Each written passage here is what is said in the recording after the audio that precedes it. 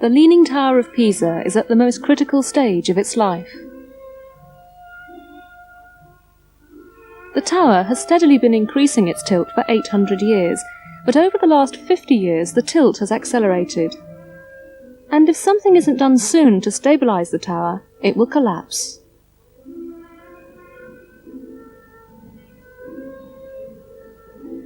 Its future lies in the hands of this group of distinguished professors from Italy, Germany, Belgium, the United States of America and Britain. They've been having regular meetings for the last 2 years, but they can't decide on how the tower should be saved. They even have some difficulty agreeing on the urgency of the problem. If nothing is done, the collapse will be in 30, perhaps 40 years. My guess of the time needed to the tower to collapse is ranging from 10 to maybe 100 years from now. The tower could collapse as early as this afternoon and as late as 10 to 20 years. If I were to make any statement about how long it will take for the tower to collapse, it would be a pure guess. And as an engineer, I'm not in the business of guessing.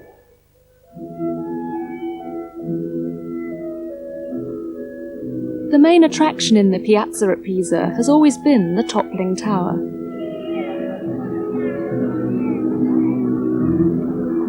Giving the tower a helping hand is all that visitors can do these days. The tower was closed in 1990 and will stay closed until something is done to save it. It hadn't suddenly become unsafe. The closure was the direct result of a catastrophe further north in the small town of Pavia.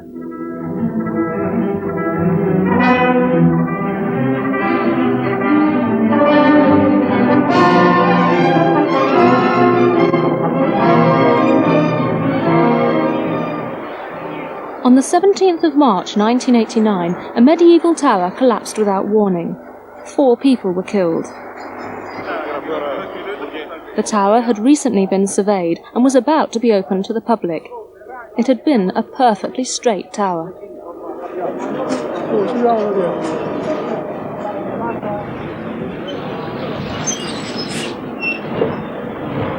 Back in Pisa, the collapse of Pavia's tower caused panic.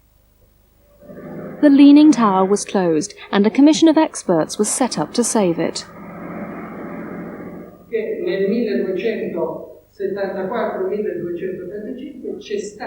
It's the 15th commission to meet this century.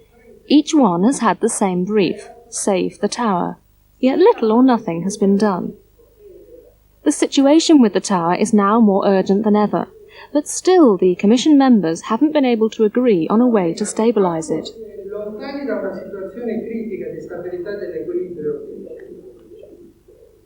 John Burland, Professor of Soil Mechanics at London's Imperial College, believes that the tower can only be saved when the mystery of why it leans and why the lean is getting worse has been solved. When the tower was started in 1173, it was going to be the most impressive in Italy. It became the most famous in the world. Some people say it was built to tilt, others that it started tilting when it was half built. But John Burland has his own ideas on when and how the tower started to lean, and the evidence lies in the building itself. Searching through the archives, I came across some measurements whose significance hadn't been fully understood.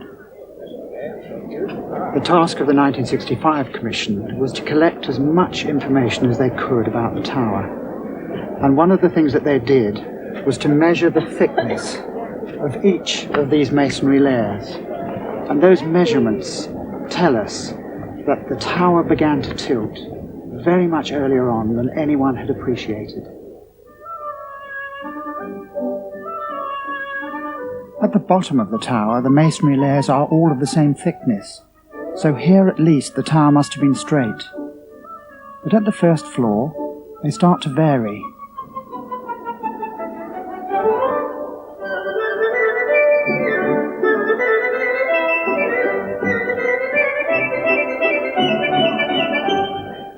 Here on the south side of the tower, this masonry layer is 1 centimetre thinner into the north, so the builders were already running into trouble and having to make adjustments.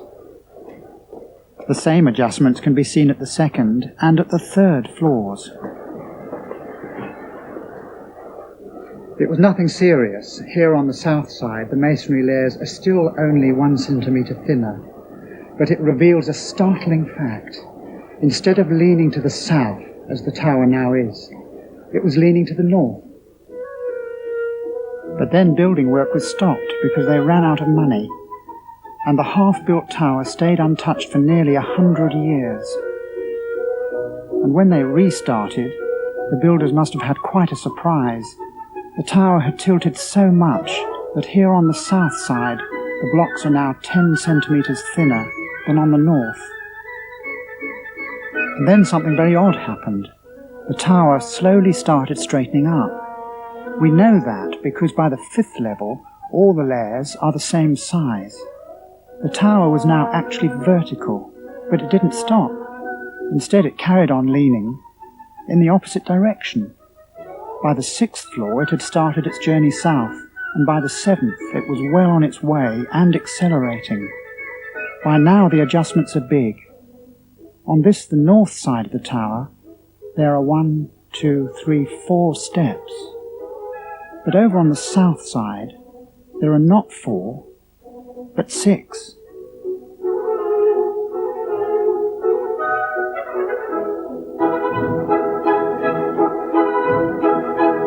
Another rest period for the tower.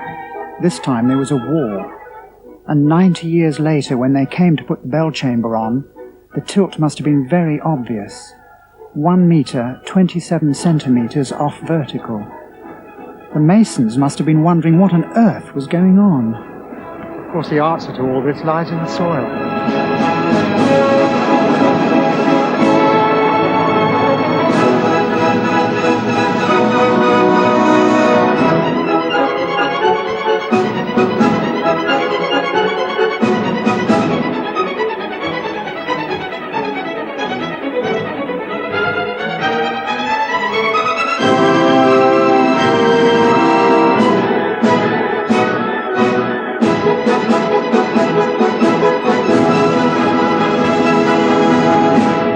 "7,000 years ago, this whole area was under the sea, and the seabed was made of clay.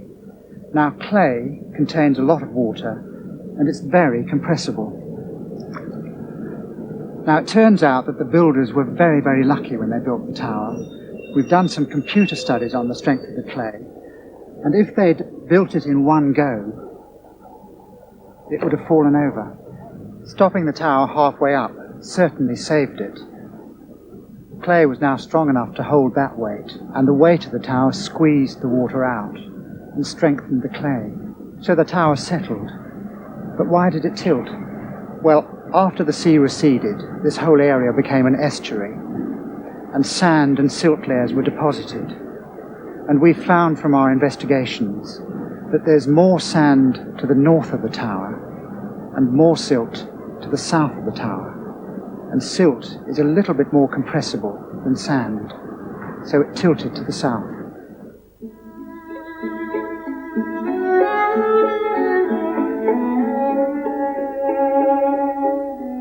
The tower was finally finished in 1380, but so was Pisa. The river had silted up, blocking the harbour, and Pisa would have slipped into anonymity if it hadn't been for its tower. Over the centuries, the tower began to suffer from artistic inclinations as the tilt steadily increased. In 1817, two young English architects were the first to make detailed measurements of the tower. By now, the lean was quite staggering. The top of the tower was well over 3.5 metres from the vertical.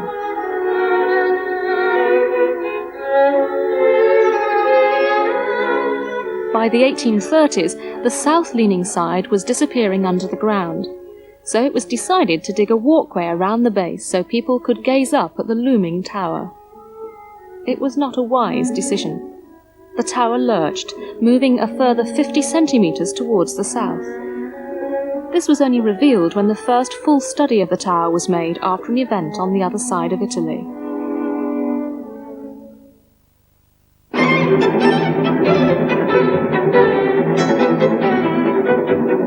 Venice.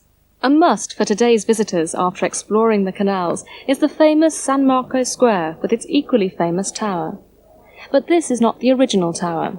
In the summer of 1902, it began creaking and swaying, and at 9:47 on the morning of the 14th of July, it collapsed.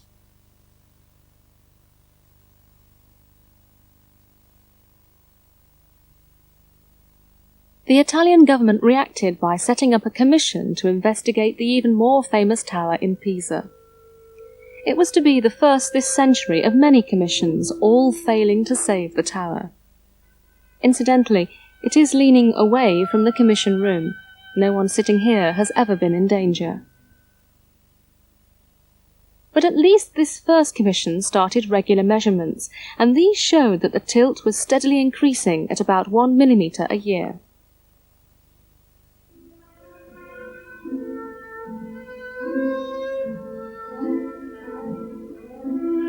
More commissions were set up.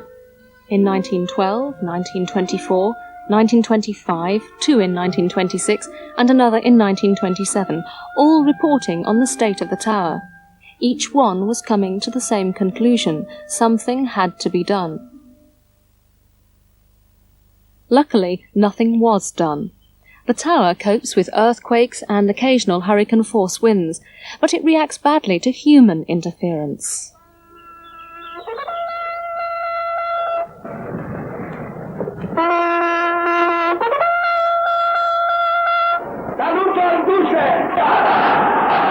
In the 1930s, Italy was under the rule of the dictator Mussolini. In theory, he set up a commission, but actually an unknown person was given the task of saving the tower. He decided to strengthen the foundations.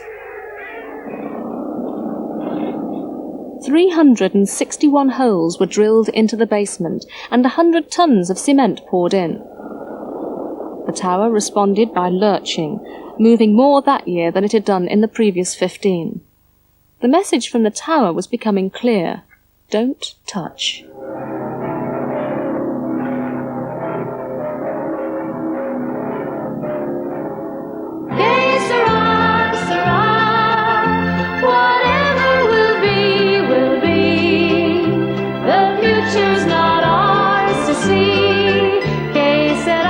Through the 40s and 50s, the tower carried on with its journey southwards, still moving at about 1 millimetre a year.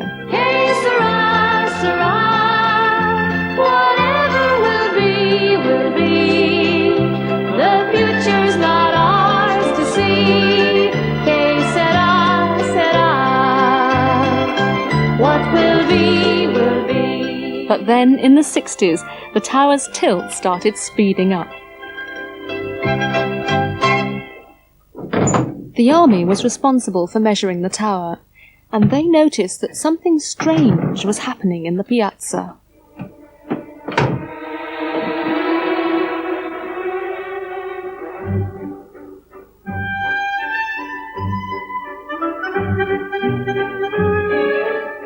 They were taking readings of the tower and of the whole piazza. A theodolite to measure the angle of tilt.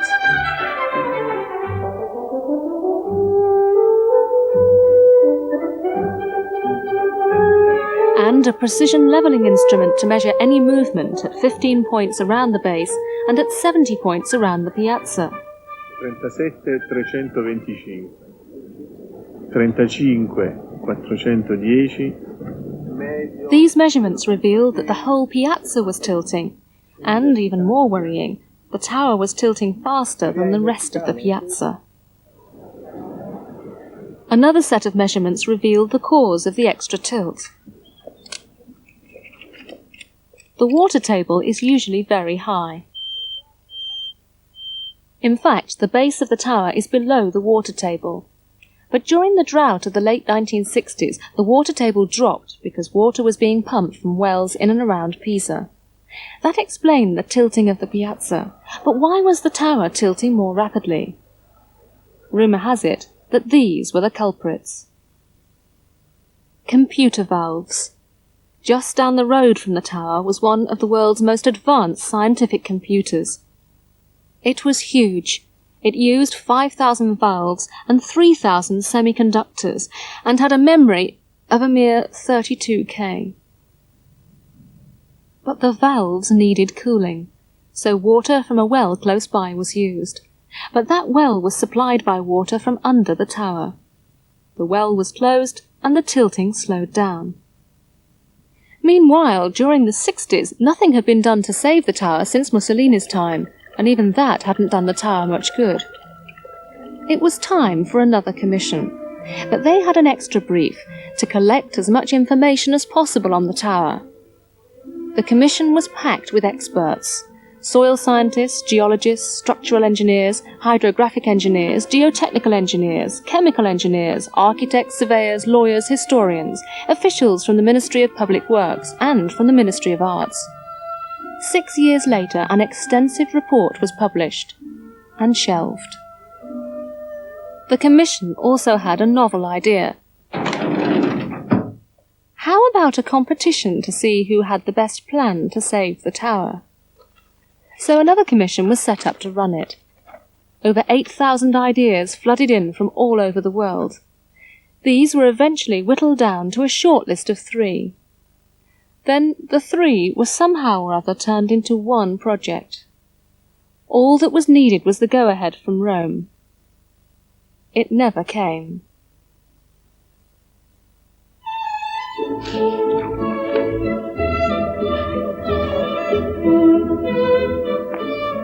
Yet ideas for saving the tower are the one thing the administrators are not short of. Almost daily they arrive.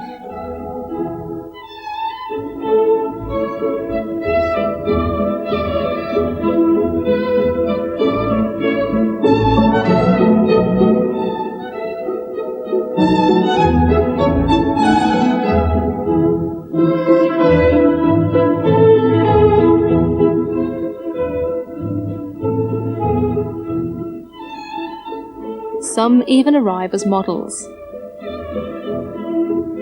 Of course, one solution could be to dismantle the tower and rebuild it straight. But Pisans don't want a straight tower. They want a safe but leaning tower. These days, the tourists can't climb the tower, so they don't linger. No more overnight stays. No more visits to the museum. Tourism has dropped by 25%, and as long as the tower stays closed, the tourists will stay away. John Berlin believes that the best way to make the tower safe is to solve the mystery of why the lean is increasing.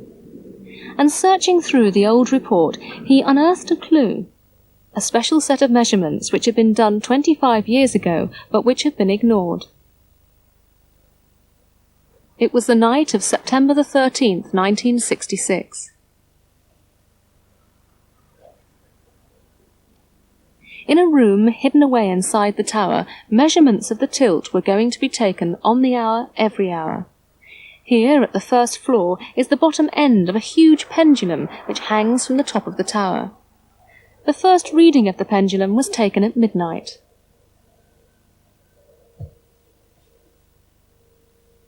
"1 a.m., 2 a.m., 3 a.m. The pendulum didn't move. 8 a.m., still the same. Then it started shifting. By midday, it had moved a millimetre to the west, and then it moved northwards. By late afternoon, it had moved east. By midnight, it was back where it had started. So if the tower was moving on a daily basis, it could be moving with the sun.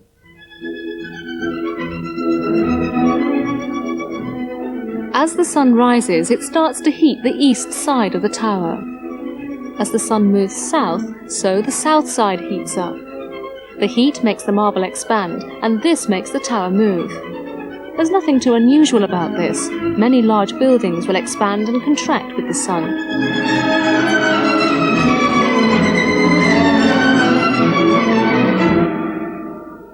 But John Burland wondered if the sun was responsible for making the tower lean more and more.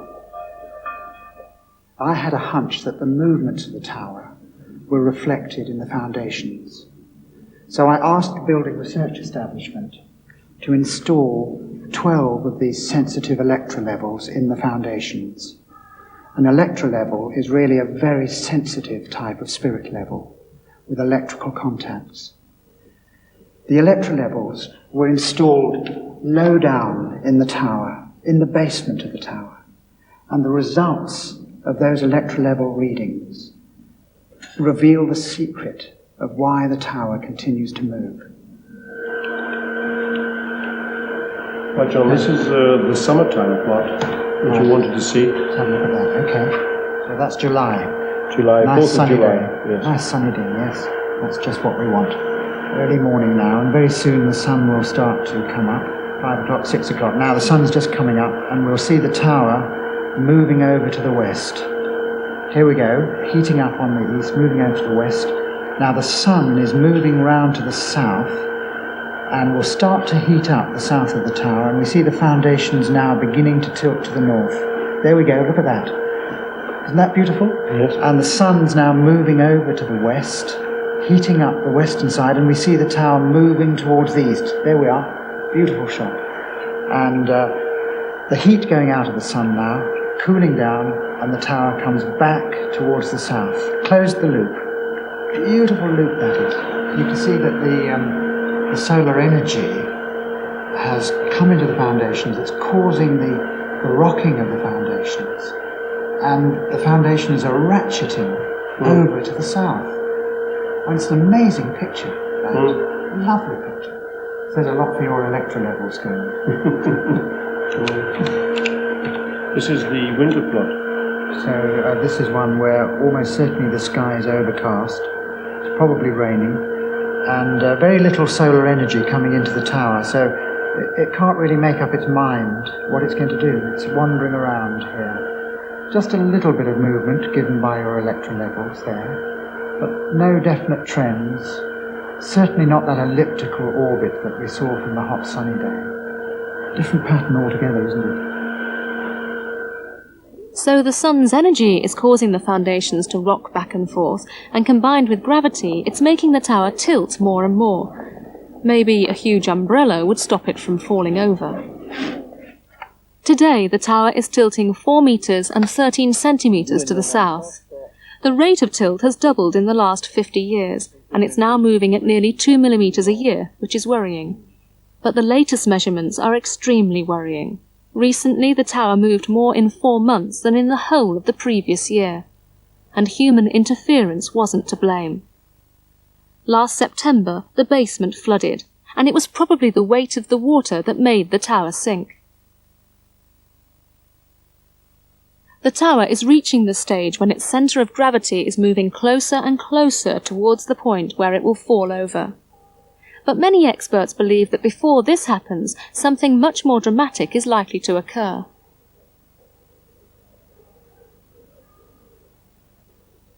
The tower weighs 14,500 tons, and most of this weight has now shifted to the outer wall of the leaning south side. Recent stress tests reveal that the internal pressure on the south is 60 times greater than on the north side.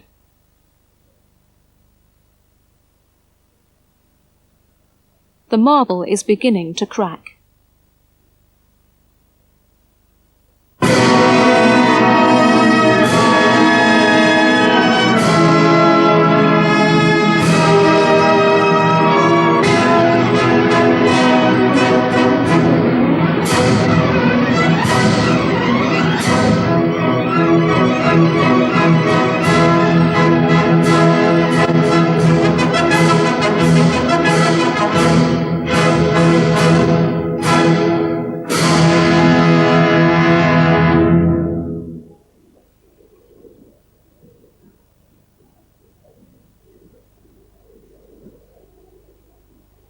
The latest commission has decided to put 8 metal rings, encased tastefully in plastic, around the stressed section of the first floor. These should stop the south side from exploding. But that decision was made 18 months ago, and the rings have not yet appeared.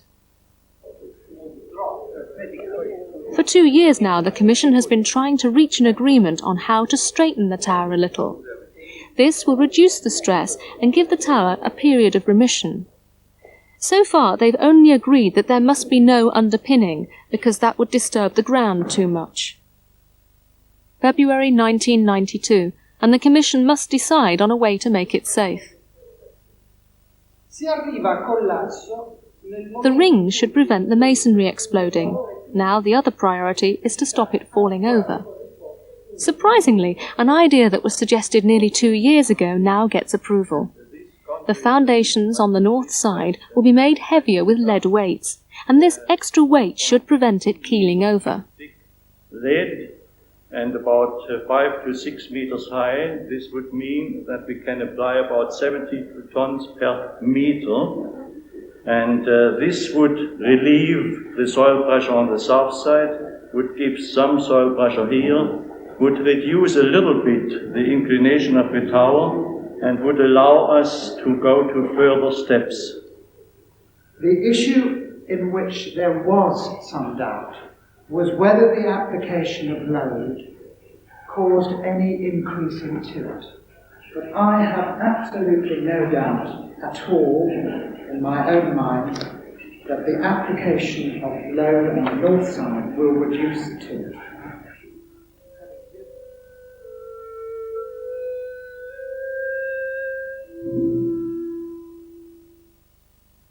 I believe the meeting today of the Commission is a historic moment in the history of the Tower.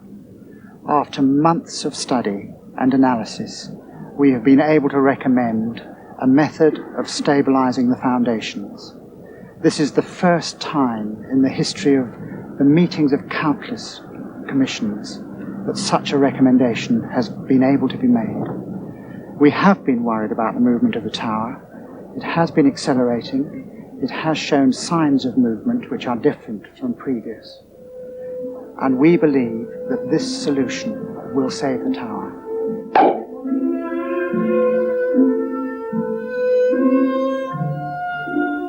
But whether this decision is implemented remains to be seen, because Italy's bureaucratic maze has yet to be negotiated, and that could take too long.